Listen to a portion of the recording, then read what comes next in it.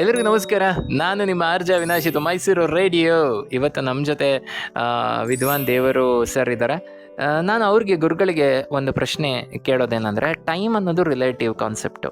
ಈಗ ನಾವು ಮೈಸೂರಿನಲ್ಲಿ ಮಾತಾಡ್ತಾ ಇದ್ದೀವಿ, ಇವಾಗ ಅಮೇರಿಕಾದಲ್ಲಿ ಬೇರೆ ಟೈಮ್ ಇರುತ್ತೆ, ಜಪಾನಲ್ಲಿ ಬೇರೆ ಟೈಮ್ ಇರುತ್ತೆ. ಟೈಮ್ ಅನ್ನೋದು ಜಗತ್ತಲ್ಲಿ ಎಲ್ಲ ಟೈಮ್ನಲ್ಲೂ ಒಂದೇ ಇರಲ್ಲ. ಸೊ ಟೈಮನ್ನು ನಂಬಿಕೊಂಡು ನಾವು ಏನಾದರೂ ಒಂದು ಡೆವಲಪ್ ಮಾಡಿದ್ರೆ ಅದು ಸೈನ್ಸ್ ಅದನ್ನು ಅಷ್ಟು ಸರಿ ಅಂತ ಒಪ್ಪೋದಿಲ್ಲ. ಇದು ಒಂದು. ಮತ್ತು ಇನ್ನೊಂದು, ಇವಾಗ ಏನು ಮಾಡ್ತಿದ್ದಾರೆ ಅಂದರೆ, ಓಕೆ ಈ ಟೈಮ್ ಒಳ್ಳೇದಾ, ಹಾಗಂದರೆ ಆ ಟೈಮಿಗೆ ನಾನು ಸಿಸೇರಿಯನ್ ಮಾಡಿಸ್ಕೊಳ್ತೀನಿ ಅಂತ ಎಷ್ಟೋ ಜನ ಡಿಸೈಡ್ ಮಾಡ್ತಾರೆ. ಸೊ ಇದು ಹೆಂಗೆ ತಿಳ್ಕೊಳ್ಳೋದು? ಜ್ಯೋತಿಷ್ಯದಲ್ಲಿ ಟೈಮ್ ಎಷ್ಟು ಮುಖ್ಯ ಆಗುತ್ತೆ ಗುರುಗಳೇ? ಒಂದು ನಿಮಿಷ.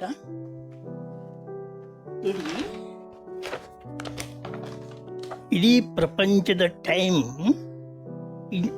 ಗ್ರೀನ್ವಿಚ್ಚಿನ ಪಾಯಿಂಟ್ ಆಧಾರದಿಂದ ಒಂದು ನಿರ್ಮಾಣ ಆಗುವುದು. ಪ್ರತಿಯೊಂದು ದೇಶದವರು ಲಂಡನ್ ಹತ್ತಿರುವ ಗ್ರೀನ್ವಿಚ್ ಎಂಬುದನ್ನು 0 ರೇಖಾಂಶ ಅಂತ ತಗೊಂಡಿದ್ದಾರೆ.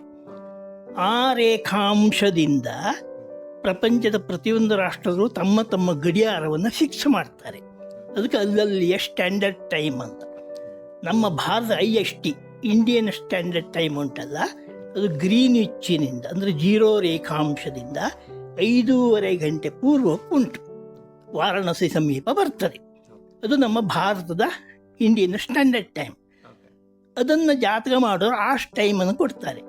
ಆ ಟೈಮಿಗೆ ಯಾರೂ ಜಾತಕ ಮಾಡೋದಿಲ್ಲ. ಆಗ ನಾವು ಲೋಕಲ್ ಟೈಮ್ ಅಂತ ತೆಗಿತೇವೆ. ಹಾಗಾದರೆ ಗ್ರೀನ್ವಿಚ್ನಿಂದ ಸ್ಟ್ಯಾಂಡರ್ಡ್ ಟೈಮ್ ತಗೊಂಡು ಆ ಸ್ಟ್ಯಾಂಡರ್ಡ್ ಟೈಮ್ನಿಂದ ನಮ್ಮ ಊರಿನ ಅಂದರೆ ಬರ್ತ್ ಪ್ಲೇಸ್, ಮಗುವಿನ ಬರ್ತ್ ಪ್ಲೇಸ್ ಉಂಟಲ್ಲ, ಆ ಊರಿನ ರೇಖಾಂಶ ಅಕ್ಷಾಂಶವನ್ನು ತೆಗೆದುಕೊಂಡು ಆ ಇಂಡಿಯನ್ ಸ್ಟ್ಯಾಂಡರ್ಡ್ ಟೈಮ್ ರೇಖಾಂಶಕ್ಕೂ ಆ ಊರಿನ ಜನ್ಮಸ್ಥಳದ ರೇಖಾಂಶಕ್ಕೂ ಏನು ವ್ಯತ್ಯಾಸ ಉಂಟೋ ಅದನ್ನು ನಾವು ಲೋಕಲ್ ಟೈಮ್ ತಗೊಂಡು ಅದನ್ನು ಪರಿಷ್ಕರಿಸಿ ಲೋಕಲ್ ಟೈಮಿಗೆ ಜಾತಕವನ್ನು ಮಾಡೋದು. ಆಗ ಟೈಮ್ದಲ್ಲಿ ನಿಮ್ಗೆ 1 ಸೆಕೆಂಡ್ ವ್ಯತ್ಯಾಸ ಬರುವುದಿಲ್ಲ. ಅಲ್ಲ, ನಾನು ಟೈಮ್ ಕೊಡಬೇಕಾದ್ರೆ 1 ಸೆಕೆಂಡ್ ಆ ಕಡೆ ಈ ಕಡೆ ಆಯಿತು ಅಂದರೆ ಜಾತಕ ತಪ್ಪಾಗುತ್ತೆ. ಹಾಗೇನು ವ್ಯತ್ಯಾಸ ಬರುವುದಿಲ್ಲ, ಅಂಥ ದೊಡ್ಡ ವ್ಯತ್ಯಾಸ ಏನು ಬರುವುದಿಲ್ಲ. ಆ ಉದಾಹರಣೆ ನಿಮ್ಗೆ ಇಂದೊಂದು ಹೇಳ್ಬಿಡ್ತೇನೆ. ಈಗ ನೋಡಿ, ಒಂದು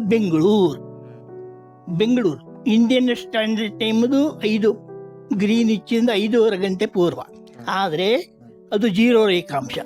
ಬೆಂಗಳೂರು ಎಂಬುದು ಗ್ರೀನ್ವಿಚ್ಚಿನಿಂದ 77 ಡಿಗ್ರಿ 38 ಸೆಕೆಂಡ್ ದೂರದಲ್ಲಿದೆ. ಯಾವುದು?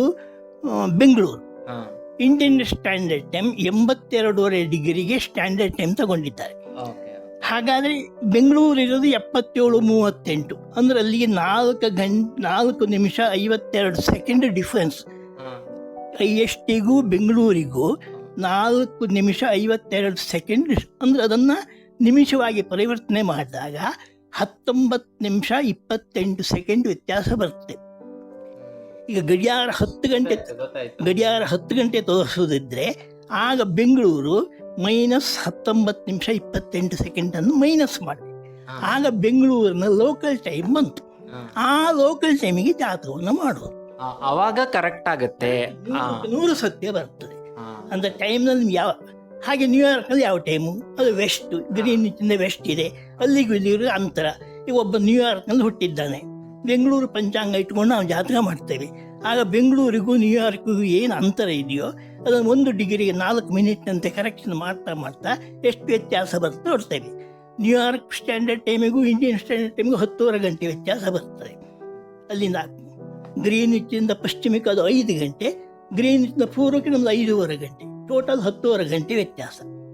ಆಗ ಇಲ್ಲಿ ಸ್ಟ್ಯಾಂಡರ್ಡ್ ಟೈಮಿಗೂ ಬೆಂಗಳೂರು ಟೈಮಿಗೂ ಏನು ವ್ಯತ್ಯಾಸ ಅದನ್ನು ಇಟ್ಟುಕೊಂಡು ಕರೆಕ್ಟ್ ಲೋಕಲ್ ಟೈಮ್ ತೆಗೆದುಕೊಂಡು ಅದಕ್ಕೆ ಜಾತಕವನ್ನು ಮಾಡೋದ್ರಿಂದ ನಿಮಗೆ ಟೈಮ್ನಲ್ಲಿ 1 ಸೆಕೆಂಡ್ ವ್ಯತ್ಯಾಸ ಬರುವುದಿಲ್ಲ. ಫ್ಯಾಂಟಾಸ್ಟಿಕ್, ರಿಯಲ್ ಕ್ಲಾರಿಟಿ ಕೊಟ್ರಿ ಗುರುಗಳೇ. ನಿಜವಾಗ್ಲೂ ಎಷ್ಟೋ ಜನಕ್ಕೆ ನಿಮ್ಮ ಉತ್ತರ ಇವಾಗ ಅವ್ರಿಗೆ ಓಹೋ ಇದು ಜಾತಕ ಇದೆಲ್ಲ ನಂಬಬಹುದು ಅನ್ನೋ ಥರ ಆಗಿದೆ. ಮತ್ತಷ್ಟು ಮಾತಾಡೋಣ. ಕೇಳ್ತಾ ಇರಿ ಮೈಸೂರು ರೇಡಿಯೋ.